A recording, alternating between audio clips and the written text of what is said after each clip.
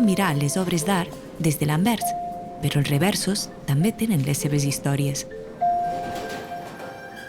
El revers d'una pintura d'Isidre Nonell porta l'equip de restauradors del MNAC a fer-se una pregunta que canviarà la història del quadre. Amaga alguna cosa? La seva hipòtesi es confirmarà i descobriran un objecte secret que ens transportarà a una tràgica història.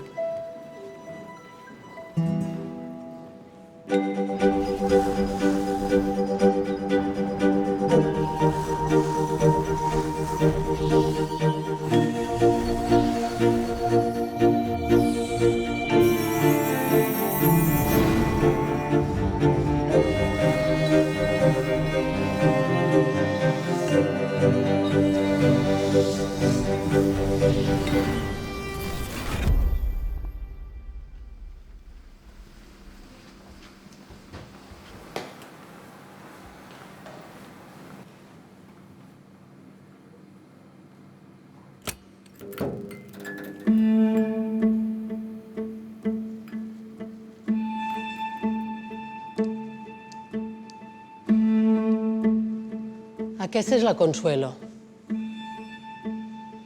És una pintura que està signada i amb el mes i l'any, i a més, aquesta massa de color sempre crida l'atenció, que és molt diferent d'altres composicions de Nonell. És una mica desproporcionada i sempre ens havia cridat l'atenció d'això. La Consuelo era una de les seves models preferida, una gitana, i la va retratar diverses vegades i surt també en algunes fotografies.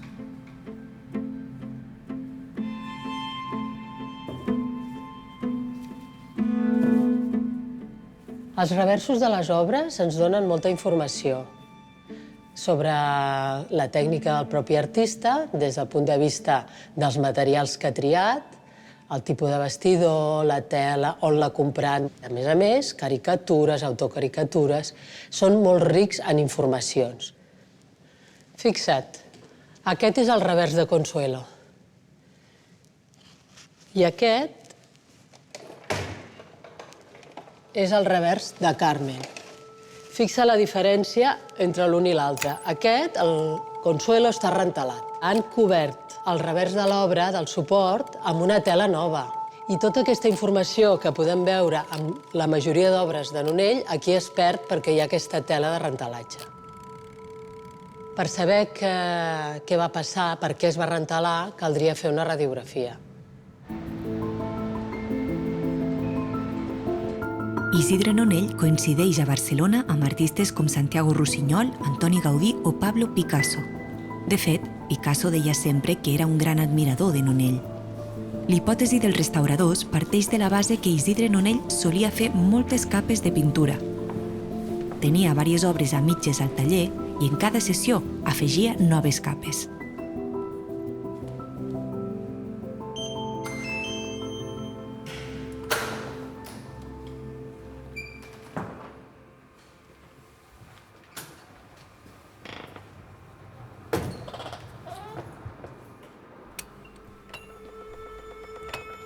Isidre Nonell és un artista que es forma en el modernisme, com tants altres artistes del seu temps, i en un moment determinat, dintre la seva obra, que era certament convencional, dona un gir a partir d'un viatge als Pirineus, coneix una comunitat amb persones amb malalties congènites, realitza dibuixos d'aquest col·lectiu certament marginal, i és a partir d'aquest moment en què la seva obra experimenta un canvi radical respecte a l'obra prèviament més aviat modernista, més esteticista, per dir-ho d'alguna manera, i evoluciona amb un interès cap als grups marginals o grups marginats, millor dit, de la societat.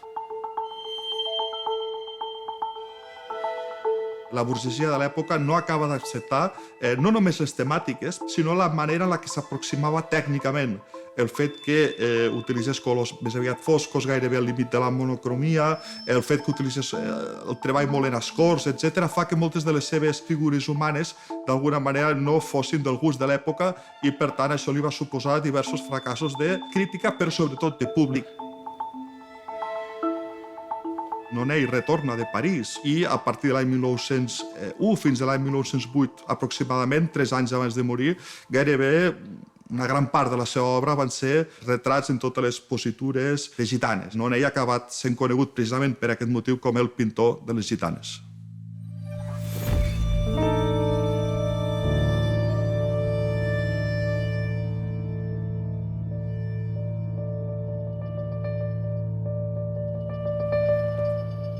Però per què aquest quadre de Consuelo, a diferència dels altres de Nonell, està reentelat? Quin secret amaga aquesta nova tela?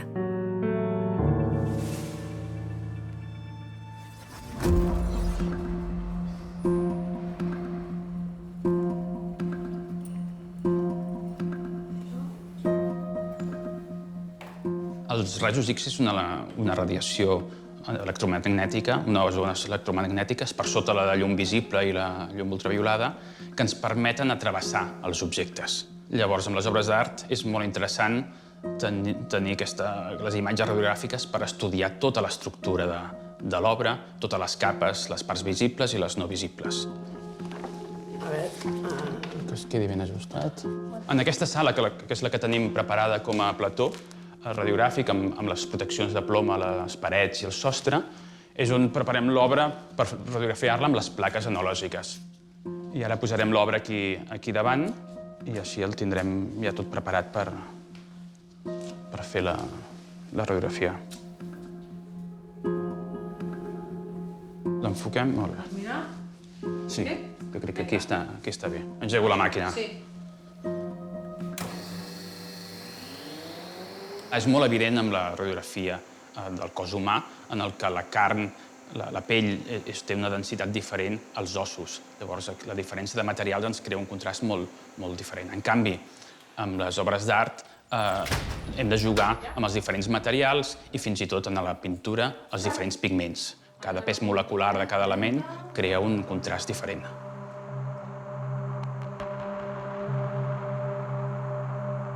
Torsa. 15 minuts, 20 miliamperes 15 i 30 quilovolts. Vale. Molt bé. Està. Ara ens toca esperar.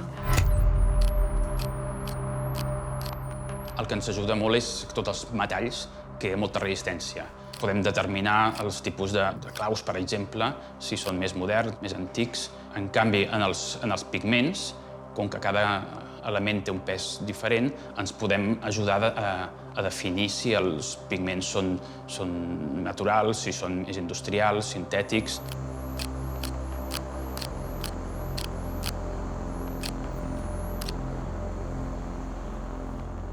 Realment, Núria, es veu clarament el tipus de bastidor, de tipus espanyol. El rentelat també és molt clar i els diferents claus i forats de clau del rentelat i de les diferents clavades. Bueno, veieu que hi ha diversos estrips, no? Sí. Això és el que justifica que es fes un rentelatge. I també la zona de la faldilla, que es veu com molta massa de pintura, que no s'acaba d'entendre bé el que és, segurament ha utilitzat en mini i cadmi perquè també queda molt clara, però es veuen moltes formes que no s'acaben de definir. Tot i que si la radiografia no ens ajuda a veure més formes, potser hauríem de fer la reflectografia d'infraroig. Sí.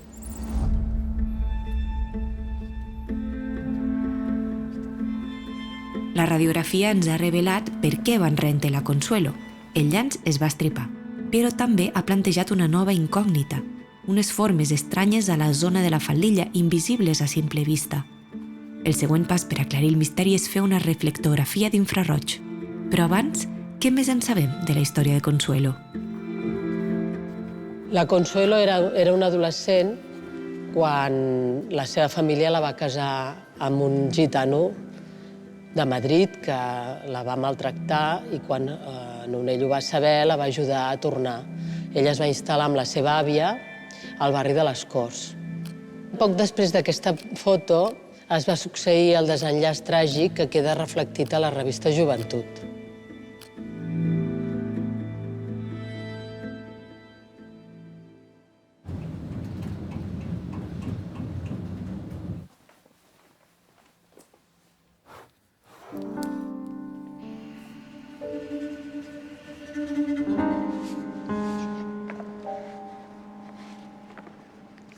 Gràcies.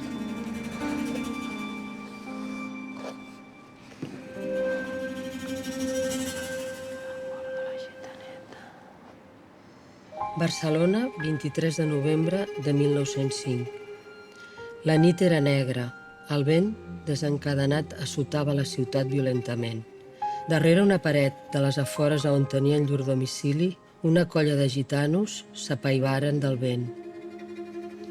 Els de més experiència, no creient-se prou segurs, en fugiren. I una gitaneta i la seva àvia, tossudes, restaren allí sense escoltar els crits dels qui fugien. Una ratxa furienta de mestral tombà la tàpia i les dues gitanes quedaren soterrades sota la runa. L'àvia quedà malferida. La jove, la gitaneta gentil de línies delicades, trista flor tot just badada, d'ulls somiadors i pell de setí, quedà morta, abraçada a son guitarró.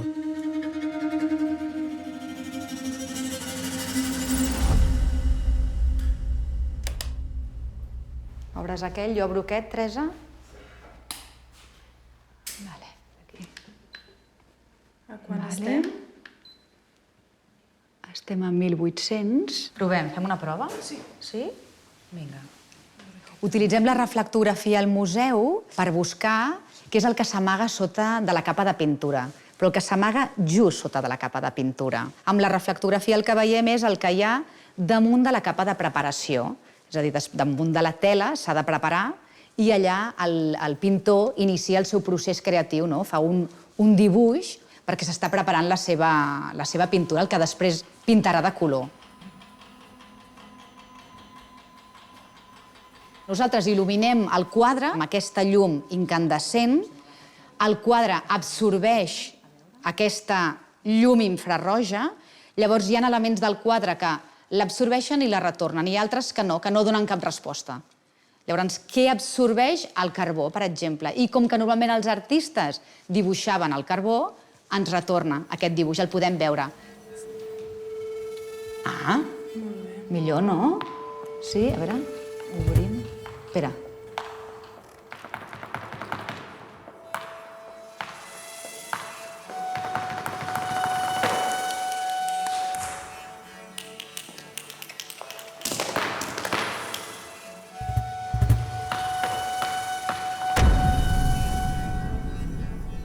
No serà la guitarra de la Consuelo? No és el guitarró? No és el guitarró de la Consuelo? Que l'està subjectant? Podria ser. Totalment. Sí. Que l'està subjectant, el que passa que ha canviat la composició del braç, no? És a dir, el braç en lloc d'estar replegat, ara de fet el té estès, com intentant subjectar, va dibuixar el guitarró i després el va cobrir, el va amagar.